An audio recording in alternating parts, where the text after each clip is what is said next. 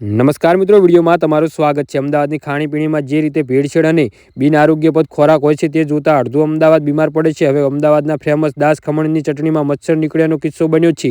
જી હા મિત્રો, અત્યારે હાલ મોટા અને મહત્વના સમાચાર સામે આવી રહ્યા છે। તો મિત્રો, સમાચારમાં વધુ વિગતવાર વાત કરીએ તો અમદાવાદના મણિનગર સ્થિત પ્રસિદ્ધ દાસ ખમણની ચટણીમાંથી મચ્છર નીકળ્યું છે। અમરાવાડીમાં રહેતા ગ્રાહકે સવારે દાસ ખમણમાંથી ખમણ ખરીદ્યા હતા, પરંતુ ખમણની ચટણીમાં જોયું તો મચ્છર પડેલો હતો।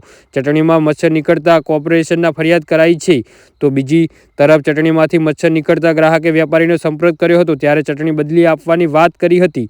જી હા મિત્રો, અત્યારે હાલ મોટા સમાચાર સામે આવી રહ્યા છે। તો મિત્રો, સમાચારમાં વધુ વિગતવાર વાત કરીએ તો અમદાવાદમાં ચેતીને ખાવાની જરૂર છે। અમદાવાદમાં હવે અસંખ્ય જગ્યાએ બિન આરોગ્યપ્રદ વસ્તુઓ વેચાવામાં આવી રહી છે, જેના કારણે આરોગ્ય વિભાગ એક્ટિવ બન્યું છે। અમદાવાદની પ્રખ્યાત ગણાતી રેસ્ટોરન્ટ અને દુકાનોની ખાણીપીણીના નમૂના પણ ફેલ નીકળી રહ્યા છે, ત્યારે અમદાવાદની પ્રખ્યાત ઘી ગુડ રેસ્ટોરન્ટને સીલ મારવામાં આવ્યું છે। જી હા મિત્રો, તો આના વિશે તમારું શું કહેવું છે તો નીચે મારી કોમેન્ટ બોક્સમાં જરૂરથી જણાવજો અને અમારી યુટ્યુબ ચેનલને સબસ્ક્રાઇબ કરવાનું ના ભૂલતા। વિડીયો પૂરો જોવા બદલ તમારો ખૂબ ખૂબ આભાર।